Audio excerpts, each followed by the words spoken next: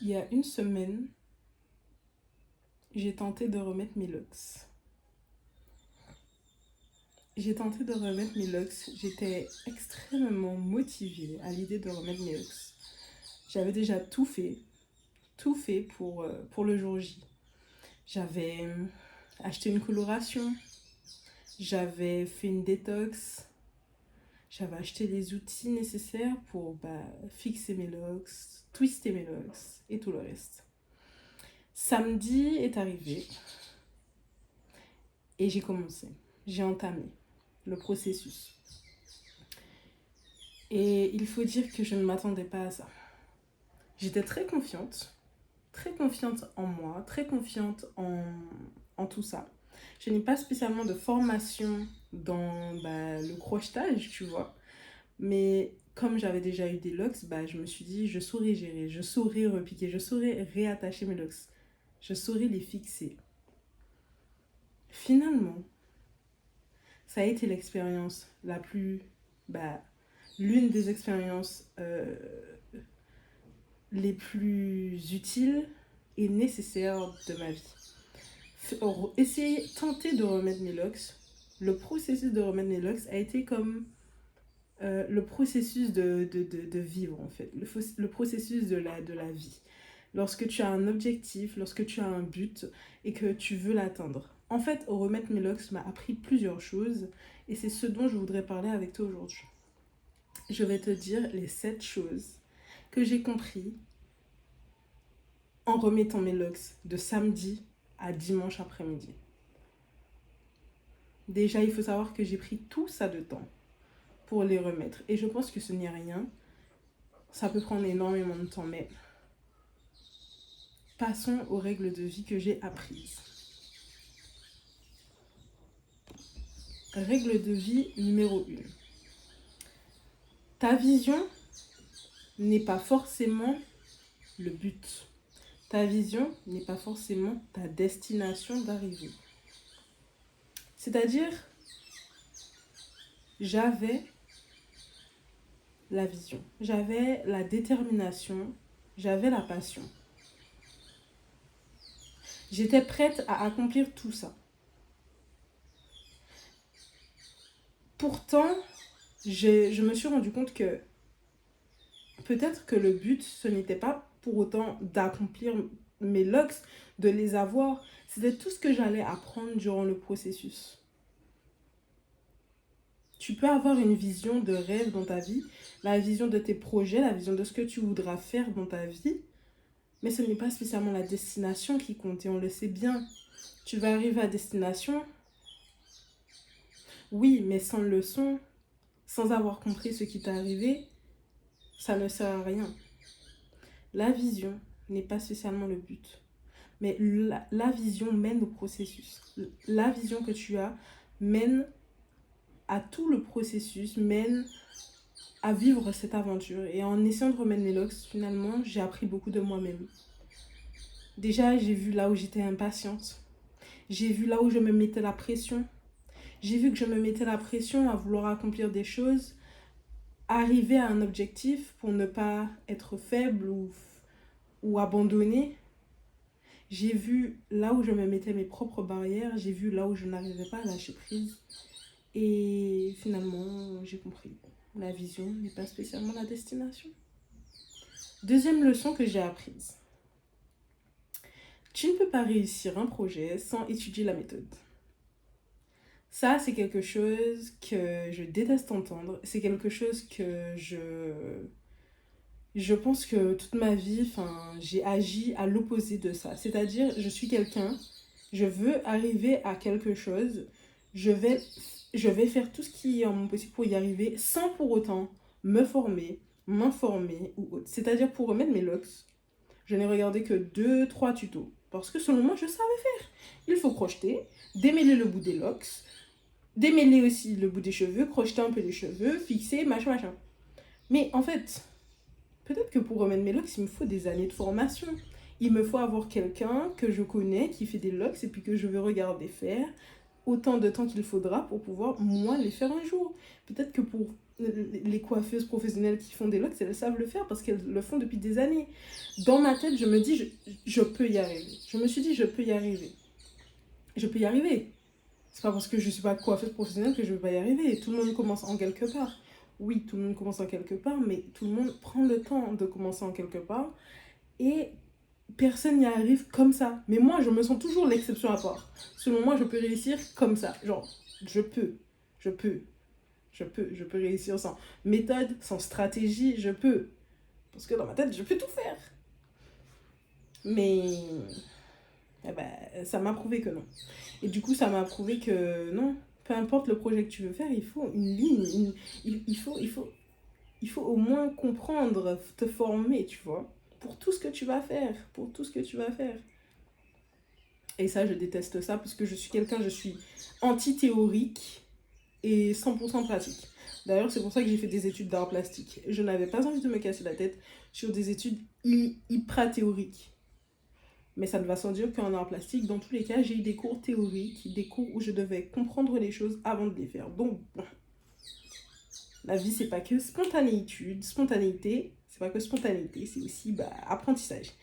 Et pour l'instant, je dois m'avouer vaincue, je ne sais pas remettre des locks. Et le jour où je voudrais les faire moi-même, parce que c'est un grand challenge que je me suis donné de les faire moi-même, le jour où je vais vouloir les faire moi-même, eh bien, je devrais me préparer à ça.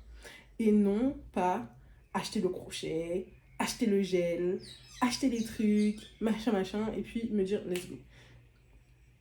J'admire quand même la confiance que j'avais en moi, mais en fait, comment dire, tu vas plus perdre du temps à essayer quelque chose sans avoir compris, sans avoir pris le temps de te former, qu'en prenant le temps de te former. Parce que en ne prenant pas le temps de te former et en faisant les choses comme ça, en fait, tu vas te heurter tout le temps à un mur. Tout le temps. J'aurais perdu plus de temps là, à le faire sans méthode.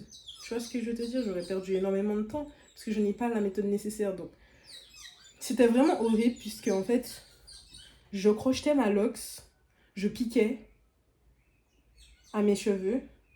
Je pouvais piquer pendant 20 minutes. Je pouvais essayer de piquer pendant 20 minutes.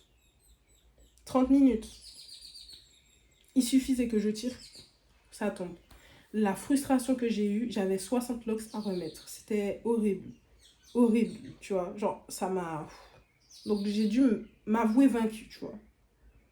Ce qui nous amène à la 3e leçon. Alors... Bon, sur l'ordinateur, je les ai pas mis au même endroit, mais c'est ok. On va dire la 4e, mais la 3e. 3e leçon. C'est ok d'abandonner. C'est ok d'abandonner. Ça ne fait pas quelqu'un de faible. Si ta confiance en toi ne tient que sur le fait de réussir, tu n'as pas confiance en toi.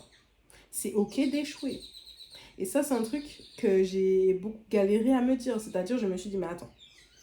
Je me suis mise comme objectif de mettre mes locks. Je me suis dit que si d'autres gens y arrivent, je peux. Je me suis dit que je peux littéralement tout faire. Et j'abandonne. Ça veut dire que je suis faible alors. Mais que nenni, genre, ça ne veut rien dire du tout. Au contraire, la vraie confiance en soi ne vient pas de la réussite, mais de l'échec. C'est dans l'échec que, en fait, on voit comment tu te portes, comment tu te soulèves, comment tu te parles, comment tu t'encourages. C'est dans l'échec que tu t'aimes davantage. La réussite, c'est facile. T'as réussi, bravo. Bravo, j'ai réussi ça aussi. J'ai réussi ça encore. J'ai encore réussi ça. Génial. Mais l'échec, c'est dans l'échec que tu vois l'amour que tu portes pour toi. Tu vois ce que je veux te dire? Donc, très sincèrement, oui, non. Voilà. C'est à travers le doute, la peur, l'échec que tu développes encore plus d'amour de toi. Parce que tu ne veux pas te laisser abattre. Parce que même si tu t'abats, tu dois relever la tête et voir qui, depuis tout ce temps, essaye de tenir sa promesse. En gros, tu es super forte. Que tu réussisses ou que tu échoues. Et ce qui est beau, c'est que tu as essayé. Tu as cru en toi. J'ai cru en moi. J'ai cru en vouloir faire ça. J'ai cru en ma réussite. J'ai cru et je suis fière de moi. C'est ok d'abandonner. Ce n'est pas signe de faiblesse. Abandonner, ce n'est pas être faible. Abandonner, c'est être intelligent. En l'occurrence, j'ai été intelligente. Je n'allais pas continuer à mettre mes locks alors que je n'ai pas la technique. Je ne vais pas continuer à faire ce projet alors que je n'ai pas compris ou intégré des choses. Je ne suis pas là pour perdre du temps. Je suis là pour avancer logiquement. Tu vois ce que je veux te dire? 4e leçon. Fais ce que tu aimes, même si ça rate. Fais ce que tu aimes, même si ça rate. C'est-à-dire que remettre mes locks, ça a été un petit sacrifice pour moi parce que financièrement, mon budget est un peu serré ces derniers temps. Et que j'étais tellement à fond que je me suis dit, mais non, mais c'est ce que je veux. Je sens au fond de moi que je vibre pour ça. Je vibre pour l'idée de remettre mes locks. Je veux. Je doutais. Je me disais, remettre ces locks, est-ce que ça se fait? Est-ce que ça se fait? Je le voulais. J'avais envie. J'ai dépensé pour ça. J'ai investi dedans. J'ai investi dans mes locks. J'ai investi dedans. Que je perde, que je gagne, j'avais envie. Alors c'est ce que j'ai fait. J'ai fait ce que j'aimais, ce que je voulais, même si ça a raté. Et en vérité, rien ne se rate jamais. J'ai appris des choses sur moi, j'ai vu.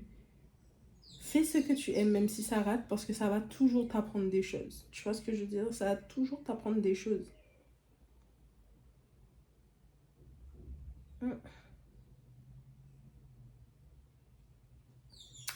Exactement. Ça va t'apprendre des choses. Fais ce que tu aimes. Ne vois pas la destination, mais vois le processus. Et dans tout ça, fais juste ce que tu veux, ce que tu aimes. À travers ce que tu aimes, tu vas te découvrir, tu vas découvrir d'autres chemins. Ce qui s'est passé, c'est qu'en voulant faire mes locks et puis en ayant du coup échoué, entre guillemets, je me suis dit, je vais faire une autre coiffure, des finger coils. Et finalement, les finger coils, ça a été perfect. Perfect for me, genre ça a été, j'ai beaucoup aimé. Et voilà quoi, genre, fais ce que tu aimes parce que ça va toujours te montrer qui tu es. Et puis ça va t'ouvrir à d'autres chemins. L'objectif n'est pas le but, c'est le processus. Ok? Ok. 5e leçon. Attends. 1, 2, 3, 4, 5. Ah en fait, il y en a 5, je crois, de règles. 5e leçon. Être patient avec soi-même. Ce n'est pas une option, c'est une obligation. Il faut que tu sois patient avec toi-même. Il faut que tu sois patient avec toi-même. Tu ne te connais pas comme tu seras comme la version de toi dans 10 ans se connaît. Tu apprends des choses sur toi. Tu n'en sais rien. Moi, je suis très spontanée. C'est-à-dire, moi, je suis vraiment one shot. Par exemple, là, je suis en train de me dire, je suis en train de faire la vidéo, mais la vidéo, elle serait super intéressante avec des animations, des phrases, des trucs comme ça. Mais genre, c'est quelque chose que je n'aime pas parce que j'ai la flemme. C'est-à-dire, j'ai la flemme de mettre mon logiciel de montage, que ça prenne du temps. Donc, je fais ce format-là. Maintenant, est-ce que ce format-là est vendeur? Je n'en sais rien. Est-ce que ce format-là est intéressant? C'est avec le temps que je le verrai.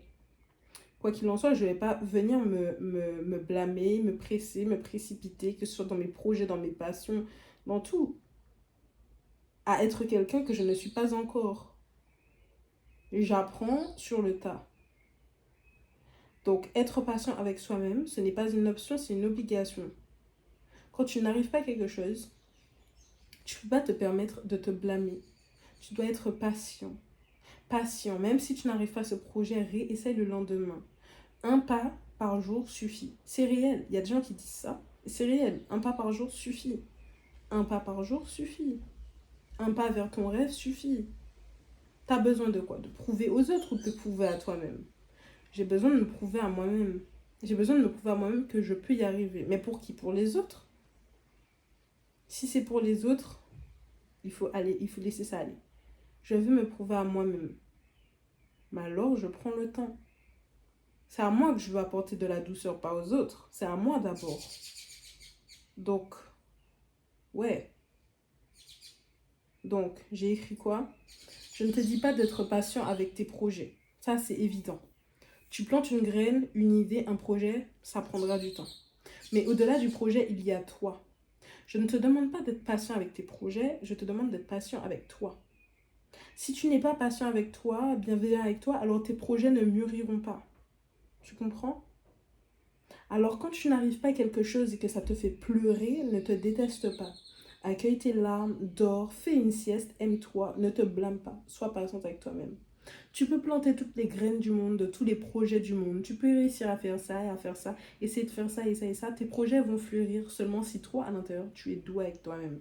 Si tu n'es pas doué avec toi-même, le projet que tu fais, il est caduque. Tu captes? Caduque. Donc voilà tout ce que Romaine Melox m'a apprise. Franchement, à être gentille avec moi-même, à être douce avec moi-même, ce n'est pas toujours facile, ce n'est pas easy. Ce n'est pas easy, ce n'est pas easy du tout, mais c'est ok d'être faible, c'est ok d'être vulnérable, c'est ok de ne pas arriver à quelque chose, c'est ok d'abandonner. Alors pour résumer, ce n'est pas ta vision le but, c'est la leçon derrière elle. Finalement, j'ai abandonné et j'ai compris que je perds du temps à essayer quelque chose sans avoir les techniques et les méthodes appropriées pour réussir.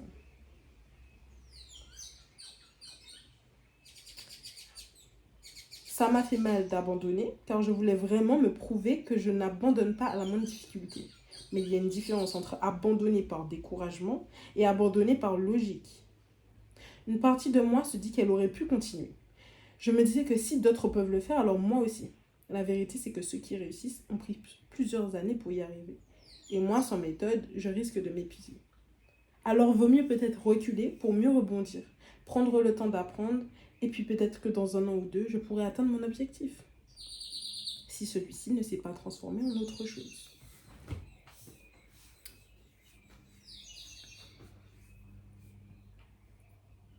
J'ai compris que je suis libre de tout faire. Tout désir peut être réalisé et réalité. Le désir me conduit à la réalisation. J'agis, je fais, je crée. Et même si ce n'est pas bon, j'aurais essayé. J'aurais concrétisé l'intention. J'ai compris que abandonner, ce n'est pas être faible. C'est relâcher toute la pression que je me mets pour rien la plupart du temps. Et choisir la facilité. Ce que je choisis rarement quand il s'agit de projets et de chemin de vie. C'est ok de choisir la facilité. C'est ok. Se faciliter la tâche, ce n'est pas de la fainéantise, c'est de l'économie d'énergie, c'est de l'acceptation et surtout, c'est se confronter à son ombre, c'est se confronter à sa propre honte, à ses propres réactions face à l'échec. Finalement, j'ai compris que tu as tout le temps de Dieu devant toi. Ton temps est infini. Si ce n'est pas aujourd'hui, ce sera demain. Tant que tu essaies, le but n'est pas d'y arriver tout de suite, mais de tenter un peu chaque jour. Être patient avec toi, c'est être vrai, c'est être lent et c'est aimer et savourer sa passion plutôt que la rusher. Une passion n'est pas une passion si tu la rushes. Une passion n'est pas une passion si tu la forces à être rapide. Ceux qui coiffent le font avec passion. Si tu n'es pas passionné par ça, try something else. And that's okay. That's okay. Find yourself. Trouve ce que tu aimes. Abandonne si ce n'est pas bon. Réessaie si tu veux. Personne ne te blâme. Tu as tout le temps de Dieu devant toi. La vie, ta vie, elle est pour toi. Elle n'est pas pour quelqu'un d'autre. Tu n'essayes pas les choses pour faire plaisir aux gens. Tu essaies les choses pour toi, te trouver toi. Dans ce grand chemin qu'est la vie. Tu captes? Dans le grand chemin qu'est la vie. La vie, c'est ton histoire. So, you are free. Tu es libre. T'as aucune pression à te mettre. Tu vois ou pas? C'est toi contre toi. C'est toi avec toi. Bon. J'espère que tu as apprécié ma vidéo. Je pense qu'on s'est beaucoup compris. Merci de m'avoir écouté. Abonne-toi si tu aimes mon contenu et si tu veux en voir d'autres. Mon nom c'est The Blue Souls. Et ici, je fais des vidéos dans lesquels je partage mes ressentis, mes réalisations personnelles. Je m'ouvre aux autres et mon objectif, c'est de créer une communauté. Une communauté de gens sensibles, une communauté d'artistes, une communauté de personnes euh, douces et vraies et authentiques, tout simplement. Voilà. Abonne-toi et mets un like. Bisous et à bientôt.